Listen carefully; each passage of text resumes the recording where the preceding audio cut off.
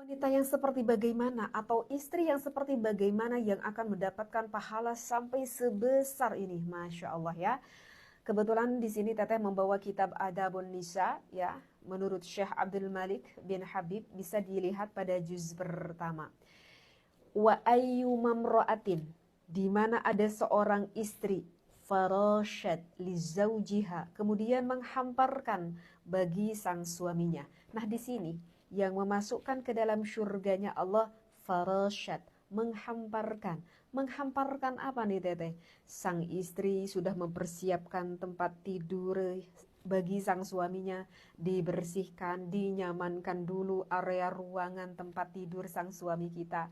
Lantas sang istri menggunakan atau mengganti pakaiannya dengan pakaian yang sangat disukai oleh suami kita. Teteh tidak tahu suami kalian itu senangnya kalau kita tuh pakai baju kayak gimana. Teteh tidak tahu ya.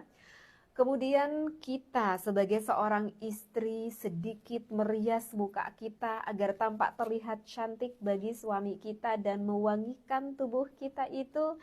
Dan bin nafsiha, sang istri melakukan hal itu, hatinya itu memang benar sukarela dari dalam hati, disuguhkan untuk sang suaminya. Maka apa yang akan didapatkan? Haramallahu sadraha 'alan nari. Maka Allah akan mengharamkan bagi wanita tersebut dimasukkan ke dalam nerakanya Allah, ya subhanallah. Bahkan tidak cukup di sana, wa a'taha sawaba mi'ataini hijjatin wa umratin, dan Allah akan berikan kepada istri tersebut pahalanya sebanding seperti kita melakukan 200 kali melakukan haji dan umroh. Kayaknya gak akan sampai kita melakukan haji dan umroh sampai 200 kali ya sekayanya kita. Bahkan apalagi nih di sini, wa katabalaha mi'atai alfi hasanatin, dan Allah akan menuliskan 200.000 kebaikan. Wa rafa'alaha mi'atai alfi darajatin fil jannah, dan akan ditaikan derajat bagi sang perempuan tersebut, istri tersebut, 200.000 derajat di surganya Allah. Masya Allah, luar biasa sekali ini pahala yang begitu besar, berarti ini menunjukkan amalnya pun sangat sulit dilakukan. Ya, sebandinglah dengan pahalanya. Padahal kalau dipikir-pikir sama Teteh sebetulnya gak sulit ya, merapihkan kasur, mempercantik diri, sepertinya gak ada kesulitan. Tapi ya mungkin bagi sebagian ini sulit, makanya pahalanya juga besar. Nah, kenapa nih pasangan suami istri kalau kita pipis setelah melakukan hubungan biologis itu dipentingkan ya? Coba nanti bisa dilihat referensinya di dalam kitab I'anatut Thalibin. Yang pertama itu hukumnya adalah disunnahkan. Jadi sunnah nih kita pipis sesudahnya, lalu kita bersihkan area kita, baik pasangan suami dan juga istri tersebut. Faidahnya apa? Karena kalau misalkan kita pipis ya, itu akan mendapatkan suatu penekanan gitu sehingga akan mengeluarkan sisa-sisa dari air nutfahnya tersebut. Ya meskipun bagi seorang perempuan misalkan itu kan lubangnya berbeda, tetapi ketika pipis itu akan membantu, mendorong, membersihkan penekanannya itu sehingga sebersih-bersihnya keluar air nutfahnya. Nah, sekarang kita langsung meranjak kepada hukumnya. Gimana nih Teteh? Aku setelah melakukan hubungan biologis tapi aku tidak sempat pipis, gak tahu kenapa, gak mau aja gitu ya, aku itu pipis, lalu lantas aku melakukan mandi besar karena buru-buru banget gitu ya Teteh, aku cepet-cepet melakukan mandi besar.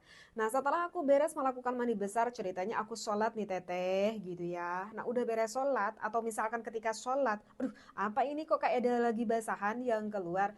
Ketika dibuka di celana, meyakinkan banget kalau ini adalah air nutfah atau air mani. Lalu lantas bagaimana nih Teteh? Maka wajib sholatnya diulangi, mandi besarnya diulangi kembali ya.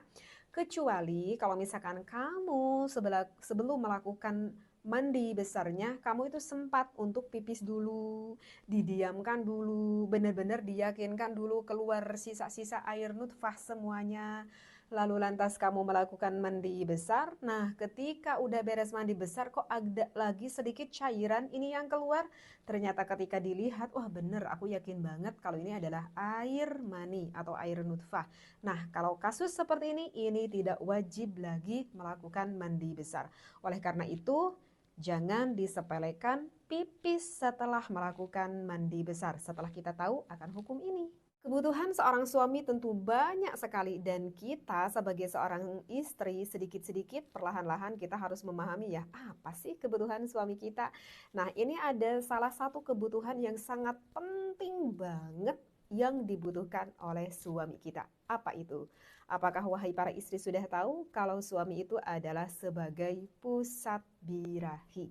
Yap, betul. Orang laki-laki itu lebih membutuhkan akan syahwat birahinya. Ya, karena memang Allah ciptakan fitrahnya seperti itu. Bahkan secara penelitian, 2,5% suami itu lebih membutuhkan hal itu daripada kita sebagai sosok seorang perempuan. Oleh karena itu, wahai para istri yang setelah mendengarkan kajian ini, semoga Anda paham ya, apa yang Teteh maksudkan. Sekarang apa sih yang harus Anda lakukan, wahai istri? Sudah gak sabar banget ini sang suaminya ya, menunggu istrinya libur, misalkan sekitar 1 minggu, sang istrinya baru selesai haid, udah bersih, udah suci, tapi belum sempat melakukan mandi besar. Saking gak sabarnya itu sang suami mengajak kepada istrinya untuk melakukan hubungan biologis, melakukan hubungan ibadah. Itu gimana nih Teteh? Boleh gak sih kita melayani sang suami kita sedangkan keadaan kita belum melakukan mandi besar? Tak sedikit seorang istri berpikir ya udah deh nanti mandinya sekalian aja, katanya seperti itu. Ini harus didengarkan nih para istri, coba didengarkan dulu ini referensinya ya. Inna tahta kulla sya'ratin, sesungguhnya di bawah setiap helai rambut janabatan itu terdapat janabah. Faghsilu asy'ara, maka harus dibersihkan dulu rambutnya, disucikan dulu rambutnya. Wa anku wasyaron, dan bersihkan dulu kulitnya. Ini di dalam salah satu referensi kitab, sebetulnya ayat Al-Qur'annya pun ada. Ini semoga dapat mewakili ya, biar tidak terlalu panjang durasinya. Intinya wahai para istri, Anda yang sudah suci, sudah bersih dari darah menstruasinya, wajib melakukan dulu mandi besar. Jadi Anda itu jangan berpikir ya udah teh nanti mandinya sekalian saja. Tidak boleh. Itu hukumnya diharamkan, ya. Jadi wahai para suami, jangan mengajak istri Anda sebelum istri Anda melakukan mandi besar dari haidnya. Begitu juga sang istrinya, ingat mandi besar dulu. Apa tadi? Haram.